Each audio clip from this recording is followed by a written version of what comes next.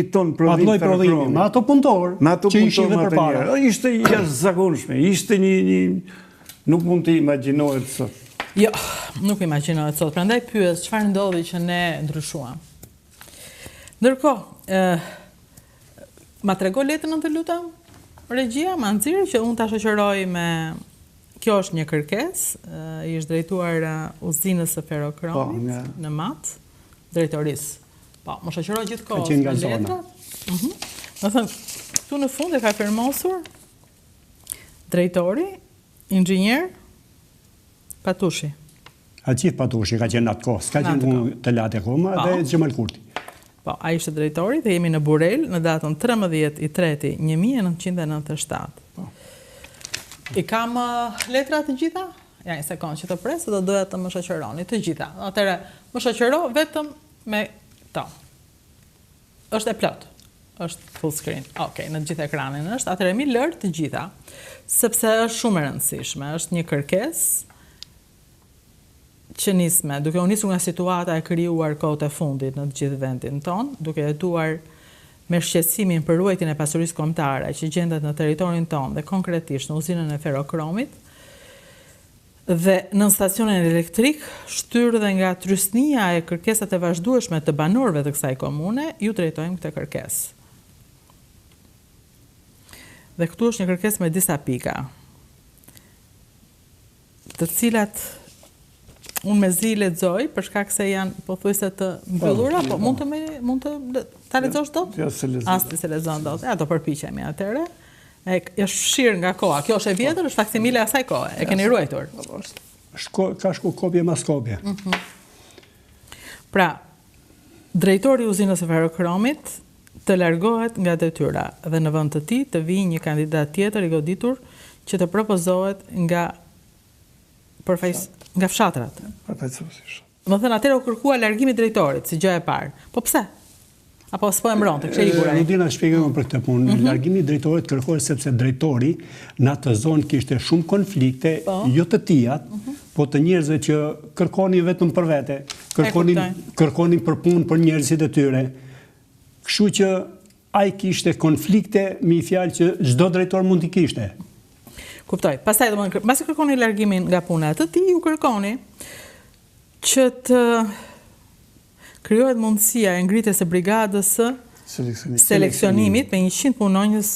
Çfarë është brigada e seleksionimit?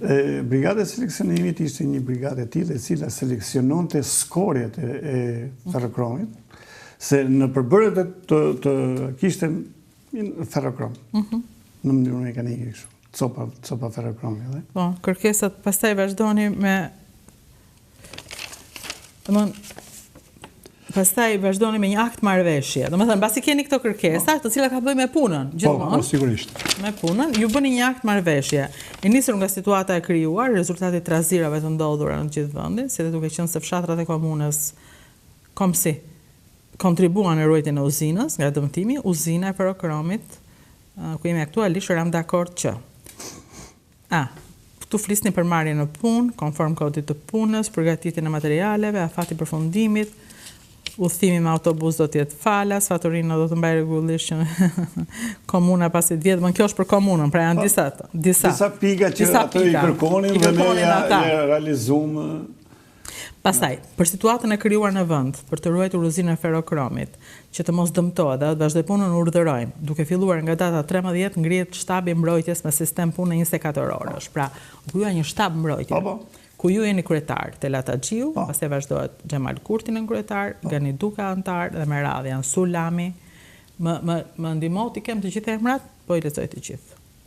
Adem Bushati, Xhavit Metra, Avni Metra, Arif Hoxha, Hüsen Hani, Muharrem Likçani, Osman Tusha, Petri Dvani, Nazmi Mallunza, Ramazan Kola, Hasan Dervishi, Ismail Hoxha, Mirban Metra, Kadri Hoxha, Gëzim Hani, Avni Bushati, Qemal Cakoni, Idris Hoxha, Ylli Metra, Sami Tusha, Ymer Kurti, Petrit Vani.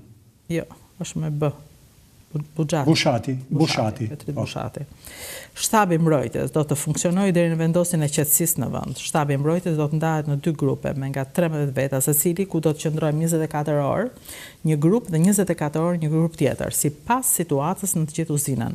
Shtabi do të ketë në dispozicion makinat, do të caktojnë në dispozicion në qoftë se uzina nuk punon, personat e mësipër do të jenë në punë me sistem 24 orësh, personat e mësipër do të bëhet pjesë organizimit që po, ndarja në grupe. Pastaj grupi i parë, grupi i dytë nuk do të lejohet për asnjë arsye që nga punojësit e uzinës të shtihet me armë.